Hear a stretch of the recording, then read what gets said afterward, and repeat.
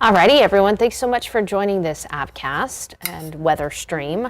I'm KSAT Meteorologist Sarah Spivey. Just going to set up my hand tracker here in a second so that way we can start to talk about our storm chances this weekend. All right. So by now, I'm sure you know there is a chance for some storms over the weekend. Particularly during the second half of the day tomorrow night, and early on Sunday. But we're not done. Even after this weekend, there's another a decent shot at some storms, and that's next Tuesday. And we'll spend some time talking about that too. But first, I just kind of want to get you through your weekend. As we take a look at the radar right now, what you'll notice is that we're really not seeing anything major around San Antonio at the moment. It's fairly quiet. But we did see some passing showers earlier this morning. All of the storminess right now is up near the Red River. And these are just your run-of-the-mill thunderstorms occurring north of Dallas and into Oklahoma. Our cold front, which is going to be bringing us the chance for some storms this weekend, is sitting right here. You can see all the snow in the Rockies. Yes, we're still technically in winter, and so many areas are still getting some snow, but it has been a warm one here in San Antonio. So what I want to start with is just a breakdown of your weekend altogether. This is what we expect. Tomorrow is going to be warm. We're going to get up to 83 degrees.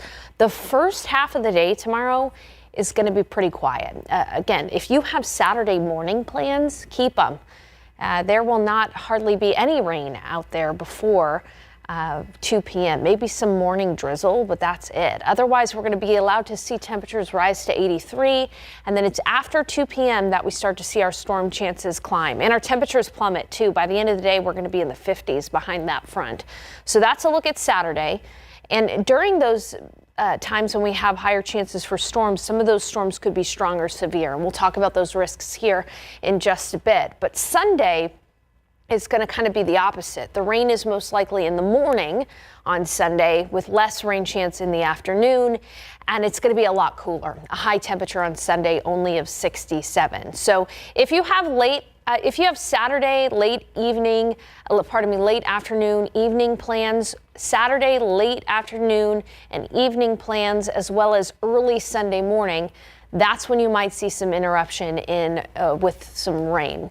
So let's take you through the Futurecast. I really think that this particular Futurecast does a good job of showing what is most likely tomorrow as I walk you through the Futurecast. This is a look at 6 a.m. tomorrow. So notice, again, we're going to be fairly quiet in San Antonio. All of the storminess at 6 a.m. will be up in North Texas along that front. Then that front is going to inch closer to the hill country throughout the day and into San Antonio throughout the day. By the lunch hour, it's still probably going to be fairly quiet around the Alamo City, but there's likely to be some storms firing up across the hill country on Saturday right around 11 o'clock noon. And it really isn't until the early afternoon that we start to see some storms blossoming around San Antonio, New Braunfels, Seguin, Pleasanton, Uvalde, Eagle Pass, Del Rio. That's when that front approaches. And it's right ahead of that front where we can get some of the more intense storms. We're talking damaging wind gusts and hail potential. It's impossible to know exactly where the hail is going to set up. We actually have to wait for the storms to develop to know where and if it is going to hail. But this particular forecast model does show some intense storms. Keep in mind, though, that storm could be anywhere, not necessarily right over Cotulla. It could be over Medina Lake. It could be over San Marcos. It could be over San Antonio, Floresville. This just shows that, yes, severe storms are possible, and the time that they are most possible is right when that front is moving through. So that's going to be in the early afternoon to early evening time frame, so after 2 p.m. Then as that front moves through, we'll continue to see rain. Behind that front, what's going to happen is we'll likely see rounds of energy coming in from the southwest. And so as we look at the time here, that's around 9-10 o'clock, we'll likely see rounds of showers and some storms moving through, although the severe weather threat will be a lot less in the overnight hours. But I do expect some rain overnight Saturday night into Sunday morning. Then watch what happens. This is close to sunrise on Sunday, and you can see that we still will probably have some lingering rain on Sunday, but the intensity is a lot less, right? So storms are a lot less likely on Sunday morning, but we'll probably still have rain. So the dangerous weather, really the time frame for that is likely to be after 2 p.m. Saturday through about 2 a.m. Sunday.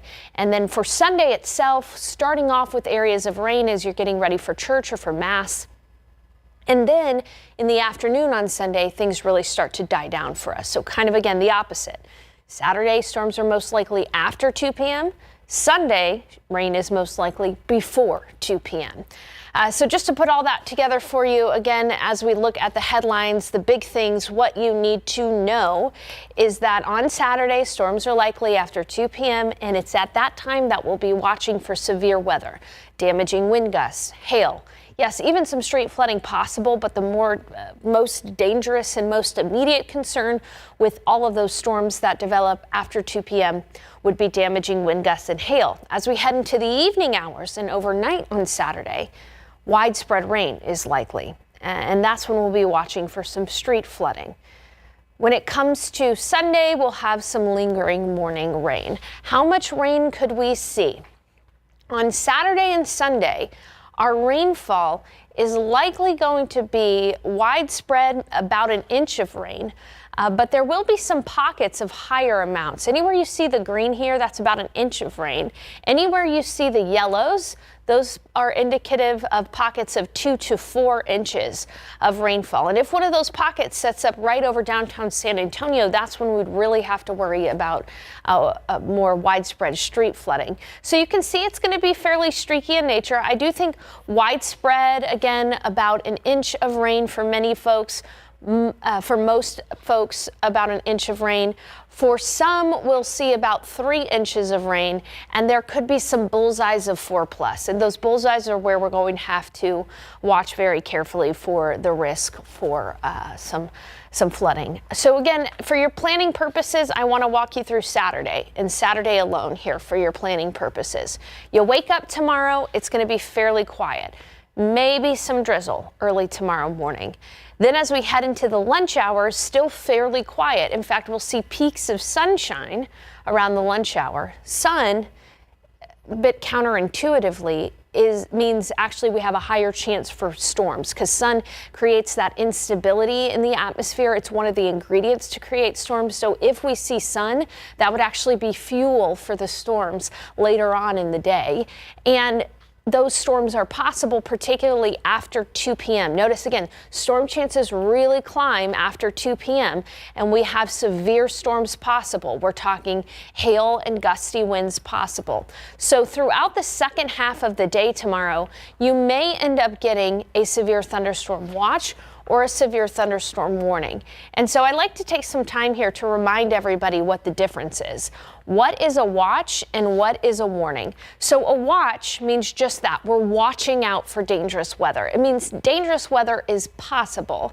The exact location is to be determined. Whenever there's a watch, you'll notice it's for a large area, multiple counties. We might at some point be under a watch tomorrow.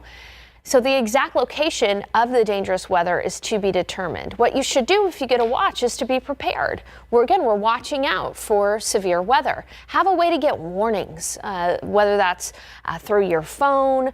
The KSAT Weather Authority app is a great way to do that because we have warnings. You just have to make sure to enable notifications.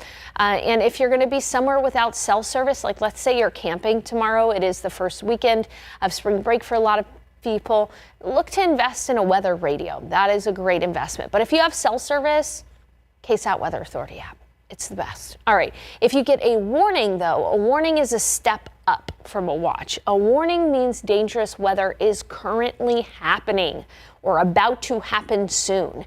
The exact location of that is known. So if you get a severe thunderstorm warning, that means that severe weather is happening, hail, damaging wind gusts, etc. And that means you need to take action if you get a warning. And the best way to take action whenever we have severe weather is to stay inside and away from windows. We'll probably not see tornado warnings tomorrow, but if you do get a tornado warning, I'll take it a step further. Stay inside, away from windows, and on the lowest level of a building. That is the gold standard when it comes to tornado safety. And when it comes to severe weather safety, just stay inside and away from windows. And by the way, if you lose power, yes, a weather radio works, but also the KSAT Weather Authority app works because we are connected through the cell service, not through power, like maybe your TV or things like that. So keep that in mind.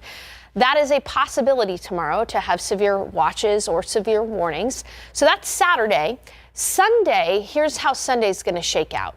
In the morning on Sunday, we're going to have areas of rain, 60% coverage. So again, remember, we lose an hour of sleep Saturday into Sunday. We have to spring forward. So sunset on Sunday is actually going to be 7:38 p.m. So it's going to be an hour later. Keep in mind that the rain chance is highest 7 a.m. to about noon. And then after that, there could be a stray isolated shower or storm, but generally rain will end in the afternoon. We'll have a quiet day after that rain comes to an end, and it'll be much cooler on Sunday. Remember, high of only 60 degrees. So that's San Antonio, 67 degrees. So that's San Antonio. I want to go ahead and take a look at the beach and bay forecast because I know it, again, as I mentioned, it is the first weekend of spring break for a lot of people. So here's your beach forecast.